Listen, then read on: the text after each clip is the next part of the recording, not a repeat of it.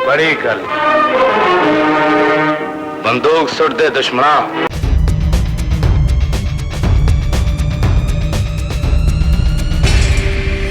इनकलाबी के साथ मैं हूं शाहिद नज़ीर चौधरी। दोस्तों आज बात करेंगे इकबाल हसन और असलम परवेज़, पाकिस्तान के दो लेजेंड जिनकी मौत हादसाती मौत के बाद पाकिस्तान की फिल्म इंडस्ट्री जो थी वैरान हो गई थी। बहुत बड़ा सानेहा था, बुहरान पैदा हो गया था और उस दौर में जितनी फिल्मों के अंदर उनको कास्ट किया गया था वो रुक गई थी और ये इतना बड़ा बुहरान था जिसके बाद पाकिस्तान की फिल्म इंडस्ट्री को संभलने में बहुत वक्त लगा था। दोनों ही अपने स्टाइल के और बहुत बड़े फनकार थे। उनकी मौत कहते हैं एक हादसे की वजह से हुई। फिरोजपुर रोड कसूर की तरफ से आते हुए एक फिल्म की शूटिंग के दौरान रात के वक्त तेज रफ्तार गाड़ी की वजह से उनको हादसा पेश आया। उनकी गाड़ी से एक गाड़ी आके टकरा गई थी। लेकिन इससे भी जुड़ी हुई एक और कहानी है जो मैंने खुद सुनी थी चौधरी सरदार साहब से, जो साबक आईजी थे, जो हमारे पास आया करते थे, नवाए वक्त में कालम लिखा करते थे, बैठकर चाय पीते, गपशप लगाते, बड़े मिलनसार और बड़े सादा मिजाज इंसान थे। वो एक ऐसी गहरी किताब थे जिसके अंदर बहुत ज़्यादा हमारी जो पाकिस्तान की एक तारीख़ है वो दफन थी। बहुत सारी किताबें उन्होंने लिखी भी, लेकिन बहुत सारे वाक़यात उन्होंने नहीं लिखे, लेकिन दोस्तों के साथ, जानने वालों के साथ वो शेयर भी कर दिया करते थे। असलम परवेज़ और इकबाल हसन की मौत के हवाले से भी उन्होंने एक शुबा भी ज़ाहिर किया था और कहा भी था कि मुमकिन है ये हादसा ऐसे नहीं हुआ था और इसके पीछे भी एक कहानी थी जो आज आपको मैं बताने लगा हूँ। ये 14 नवंबर 1984 की एक सर्द रात थी। कसूर से लाहौर आने वाली फिरोजपुर रोड पर अंधेरा गहरा होता जा रहा था। सड़क सुनसान थी। अदाकार असलम परवेज़ अपनी गाड़ी आहिस्ता से चला रहे थे। उनके साथ फ्रंट सीट पर अदाकार इकबाल हसन बैठे थे। दोनों ने फिल्म झूरा के एक सीन की शूटिंग मुकम्मल करा ली थी और अब अपने घरों को वापस जा रहे थे रात के इस अंधेरे में। असलम परवेज़ एक संजीदा और मुहताज तबीयत के मालिक थे। गाड़ी हमेशा धीमा और ध्यान से चलाया करते थे। कोई शौखी नहीं थी उनमें हुआ करती, लेकिन उस रात कुछ अजीब सा उन्हें नज़र आ रहा था। वो बार बार बैक मिरर में देख रहे थे। इकबाल हसन से कहने लगे, यार तुम्हें नहीं लग रहा हमें कोई फॉलो कर रहा है? असलम परवेज़ ने आहिस्ता से कहा तो इकबाल हसन ने पीछे मुड़कर देखा। एक पुरानी सी गाड़ी बगैर हेडलाइट्स के उनके पीछे चल रही थी। ये आम बात नहीं लगती। इकबाल हसन की आवाज़ में संजीदगी थी। फिरोजपुर रोड उन दिनों डाकुओं का गढ़ बन चुकी थी। रात के वक्त कई वारदातें हो चुकी थी। असलम परवेज़ ने रफ्तार तेज़ की, लेकिन सड़क सिंगल थी।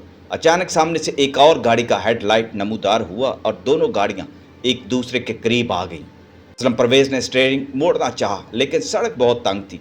एक ज़ोरदार धमाका हुआ और फिर सब कुछ खामोश हो गया। इकबाल हसन तो मौका पर ही दम तोड़ गए और असलम परवेज़ की सांसें चल रही थी, मगर बहुत आहिस्ता आहिस्ता। उस वक्त किसी को मालूम नहीं था ये पाकिस्तान फिल्म इंडस्ट्री के दो अनमोल हीरे हैं। असलम परवेज़ एक हफ्ते तक ज़िंदगी और मौत के बीच में झूलते रहे और आखिर दम तोड़ गए। हादसे के बाद हर तरफ अफवाहों का बाजार गर्म हो गया था। किसी ने कहा असलम परवेज़ ने पी रखी थी, किसी ने दावा किया वो होश में नहीं थे, लेकिन उनके करीबी दोस्तों ने ख़ास तौर पर यह कहा कि यह सब झूठ है, ऐसा हकीकत में नहीं है। असलम परवेज़ गाड़ी तेज़ चला रहे थे। दूसरी गाड़ी बहुत अंधाधुंध आ रही थी और उसने असलम परवेज़ की गाड़ी में आकर गाड़ी ठोक दी थी। लेकिन दोस्तों, मेरी साबक आईजी चौधरी सरदार से मुलाकात हुई थी। असलम परवेज़ के इस हादसे के हवाले से उनका कहना था, एक तज़िया था जो उन्होंने उस दौर में भी किया था कि असलम परवेज़ तो एक इंतहाई मुहतात इंसान थे और उनकी मुलाकातें आईजी साहब से हुआ करती थी अपने दौर में, क्योंकि असलम परवेज़ एक बड़े ख़ानदान के फ़र्द थे। ताल्लुकात का दायरा जो था वो बहुत वसी था और चौधरी साहब के साथ उनका बड़ा गहरा ताल्लुक था।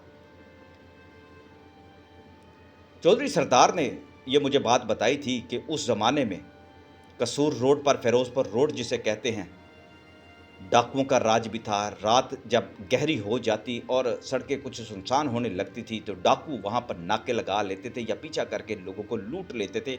और इसके पीछे भी एक कहानी थी कि ये डाकू जो थे वहाँ के सियासतदानों के पाले हुए थे और उन पर हाथ डालना भी उस दौर में कुछ मुश्किल सा लगता था। असलम परवेज़ की गाड़ी के साथ भी ऐसा ही हुआ था। डाकुओं की मौजूदगी और उनकी गाड़ी को रोकने की कोशिश, वो बचने की कोशिश में हादसे का शिकार हो गए थे।